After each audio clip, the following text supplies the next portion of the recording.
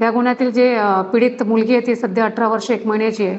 पण जेव्हा ती 14 ते 15 वर्षाची होती, तर जेव्हापासून 2022 ते 23 पासून तो तिच्या सावत्र वडील आहे आणि सावत्र वडिलांकडनं त्या मुलीवर वारंवार शारीरिक अत्याचार आणि मारपीट आणि धमकी देऊन त्यावेळेस ती चूप राहिली. कारण की त्यांनी धमकी दिली होती की तू जर कुणाला सांगशील तर तुला जीवानीशी मारेल किंवा तुला मारून टाकेन. या भीतीमुळे त्यावेळेस त्या मुलीने सांगितलं नाही. परंतु आता 21 सप्टेंबर ते 22 सप्टेंबरच्या दरम्यान ती आता सध्या इथे राहते हिंगण्याच्या हद्दीत, MIDCच्या हद्दीत. तेव्हा त्या मुलीने हिंमत करून आईला सगळं संपूर्ण हकीकत सांगितली. त्यामुळे आई आणि ती मुलगी आमच्याकडे आली. त्यामुळे जे तिच्यावर जो अत्याचार झाला त्यानुसार ते गुन्हा दाखल असून सध्या तपास सुरू आहे. आरोपी ताब्यात आहे. आरोपीच्या PCR घेण्यात आलेला आहे. आरोपीला 4 दिवस PCR भेटला आहे सध्या.